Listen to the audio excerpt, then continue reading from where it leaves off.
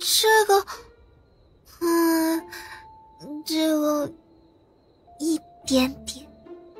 是一点点还是一点点？肯定是一点点。进屋。蓝灵娥身子轻颤一下，小脸顿时垮了下来，瞬间切换到了渲然欲泣的模式，进入了自己的草屋后，搬坐垫，并腿，跪坐，低头，装哭，一气呵成。随手开启了周遭阵法。李长寿淡然道：说吧，都对师父交代了什么？师兄，其实都是师父逼我的。李长寿的额头挂满黑线，这话要是让别人听去了，说不定还以为他们小琼峰有什么人伦惨案呢。话又说回来，这师父的老年规划里要不要增加一个师娘的选项？这倒是可以考虑一下啊。至于小师妹在那儿拐弯抹角言说吐露给师父的讯息，李长寿倒是并不怎么在乎，毕竟小师妹所知也有限，凭他对小灵娥性格的理解，今天这情形他早就有预感。夜深人静时，丹房周遭阵法完全开启，李长寿开了丹炉，随便炼制了一炉丹药，让纸人分身守着，真身出现在了地下密室中。安稳了，拿出了3支玉牌把玩一针，将雷法和无为经收起来，又将三昧真言修行法强行地刻印在自己脑海中，而后坐在那略微出神。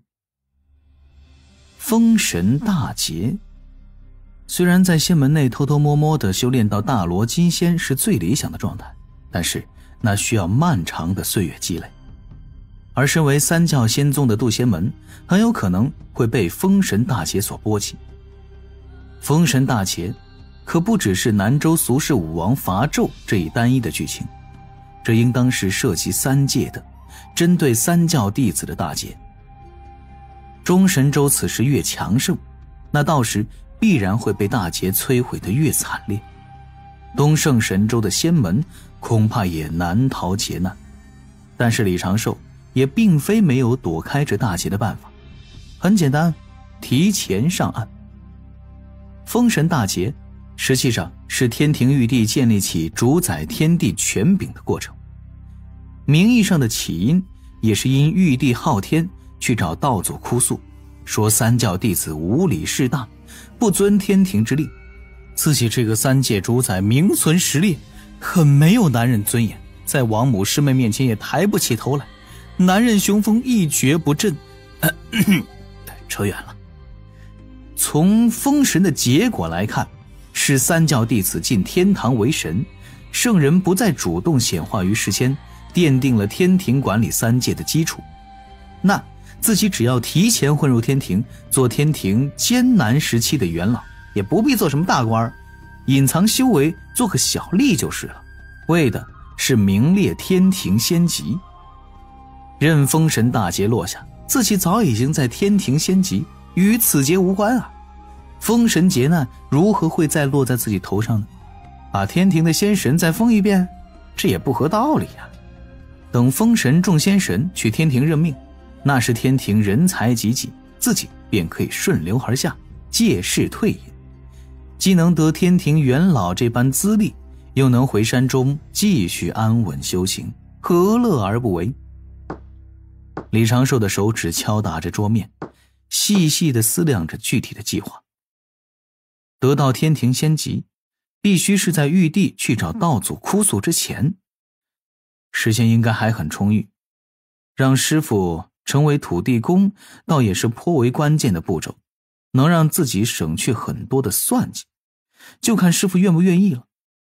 土地虽小，且数量众多，权柄微小，但好歹也是福德正神，说不定土地公还能找一个土地婆什么的。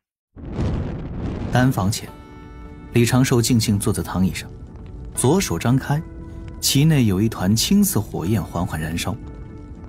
这并非是完整版的三昧真言，直接展露出来也无所谓，毕竟忘情上人赏赐他三昧真言修行之法已过3个月了。能修出最简单的气火、气炎，也合情合理。单凭气火的威力，在投入相同多法力的前提下，不及幽冥冷火1/3。可是，一旦自己将气火、精火、神火三者合一，化作三昧真言，威力预计比幽冥冷火要强出数倍。三昧真言的修行法，李长寿此时也已经摸透了原理，大概呢，就是用自己的气、精、神培养出3颗火种，再以3颗火种融合为三昧真言。此火可以长存于道躯之中，烧邪祟，断污浊，自此多真火必生。让李长寿最满意的一点，其实是此火的威力，跟自身精气神凝出的火种有关。换而言之，三昧真言的威力可以随着自身修为不断的提升，自己并不会浪费时间在一门刚掌握几年就无用武之地的术法上。一朵白云自天边而来，李长寿左手攥拳，那团气火被他随之掐灭，起身对着白云拱手行礼。云上的矮道人面露微笑，探头看了下来，却保持在10丈高度。长寿师侄，听闻你3个月前东海之行收获颇丰，面对龙宫太子的挑衅应对妥当，能不枉贫道举荐你这一遭啊？李长寿顿时露出了温和的笑容。多亏了师伯您一番美意，弟子才能得了火法，又得了雷法。今日特备酒宴，算作答谢师伯栽培。刚回山没几日的九乌顿时眯起了自己那双浓眉大眼，啧啧一笑。怎么感觉有诈？平日里来你这儿蹭酒，你可都是不情不愿。你去东海可是被贫道又哄又骗，长寿师侄莫非是想用毒丹算计本师伯？李长寿哭笑不得。弟子只是小琼峰的弟子，师伯您既是门内真仙，更是破天峰一脉，又是被各位长老所器重的执事，弟子就算是有算计师伯您的心思，也没有半点算计师伯您的胆量啊。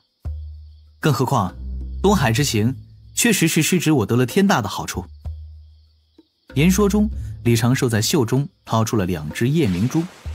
那这是法器流影球，弟子改良了一下，化作了生影球。师伯你1颗，弟子1颗，今日酒宴全程记录在生影球中，如何？九乌顿时一乐，背着手跳下白云，仰头看着李长寿，伸手将1只流影球接了过去。倒要看看你葫芦里卖的什么药，请吧。师伯先请。李长寿的笑容越发的温和。丹炉旁并排着2只矮桌，小灵娥被师兄培养出的烹饪手艺全面发挥，一桌酒菜十分的丰盛，旁侧还有3只叠起来的酒坛。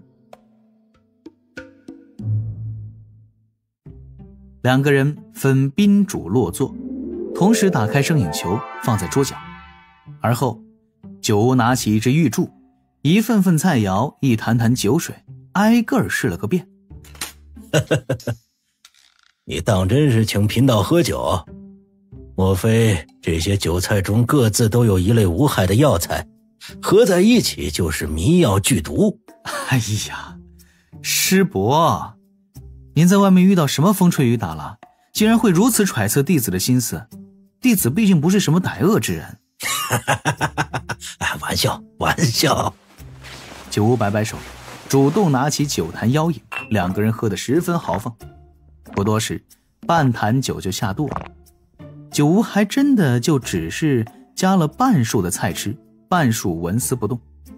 李长寿却是慢慢悠悠的将所有菜肴都加了一遍，不断的称赞自家小师妹的手艺。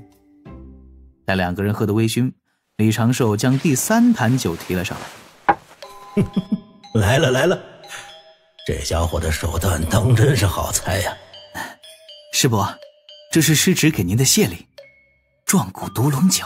哦，九乌眉头一挑，用仙力将酒坛接过，放到自己几丈远打开，以气御快，沾了一点酒过来，捏在指尖轻轻体会。九无眼前一亮，好酒啊！这是用36种毒草、12种毒虫，辅以恒河水老白干炼制而成的，浸泡3个月，毒性已经恰好中和，有补精、壮骨、提升男子雄风之作用。但是唯有一点，不知道师伯您是否能够消受得起？这个东西药力颇猛哦。九乌对着李长寿挑了挑眉，李长寿也对着九乌眨了眨眼，这2个人面对面会心一笑。都懂。有什么消受不了的？贫道可是有道侣之人。所以弟子才会酿制这般药酒。师伯，请。换上。九乌心情大畅，将这坛大补药酒取回，先是尝了一小口，心底仔仔细细地分析了一阵，随后便是仰头灌了一大口，顿感神清气爽。恰好你九师师伯最近刚出关，贫道当真不再怕的。师伯，别一次性喝太多啊。贫道是真心，怕什么？随之2人又是一杯觥筹交错，酒屋已是微醉，杯盘也已是狼藉。小长寿啊，说说吧，你到底是想如何算计本师伯？九屋抱着酒坛挑挑眉，本师伯这就快喝好了，马上就要走了。其实这次让师伯过来也是想请师伯帮忙。哦，师伯给的阵法心得之中有一门九光明离阵，弟子跟99师叔都研究半个月了，依然是无法不成，所以想请师伯指点一二。九呼顿时一乐，这九光明离阵乃是他所创的困阵，就算李长寿想用这个困阵困住自己，自己也能随手而破。走，师伯去看看。当下九乌收起药酒，与李长寿各自拿了生影球，去单房后方一处空地上。地上有81面小小铜镜，按玄妙的方位摆放。九乌一眼就看出了症结所在，笑着指点一二。李长寿面露喜色，迈步向前，按九乌所说的调整了几只铜镜的方位。这81面铜镜顿时闪烁光亮，困阵已然启动，将2个人困在其中。周遭银光一闪，不再见树丛花鸟。九乌不慌不忙，反而笑眯了眼。长寿啊，你就打算这般算计啊？与本师伯一同困在这里，就当自己出了气？自欺欺人可不太好。师伯说的哪里的话？师侄怎么会算计师伯您呢？话语声中，一缕火焰突然在李长寿的双腿双臂上绽放。九乌先是一愣，而后赶忙喊道：你咋起火了？师伯，你为何？李长寿颤声喊着，随手将手中的生影球扔向了某个方位。转眼他身周各处已是被火焰吞没，身形砰的一声化作了一张纸人，在火光中瞬间被燃尽。九乌的眼睛都瞪圆了。三昧真言中的神言，天罡36法中的剪纸成人，这小子这么快就点燃了神言，还有如此高明的神通？不对，九乌猛地转身，周遭尽皆是银亮光明之地，此刻只剩下他在困阵之中。哦，这小子原来是要用生影球污咱清白。九乌恍然大悟，随之就嗤的一笑，慢条斯理地开始破阵。长寿啊长寿，你还是太嫩了点儿。你去赏罚堂告本师伯什么罪名啊？当真，本师伯还是高看了你的心机呀。本师伯上面可是有不少好友，更何况这阵法就是本师伯所创，能寻不到生门在哪儿吗？言语中，酒壶几步迈出，周遭光影迅速轮转，从一片泛着白光之地迈入了泛着金光之地。酒壶嘴边的笑容顿时凝固，低头掐指推算，禁不住骂道：啊，怎么又是连环阵？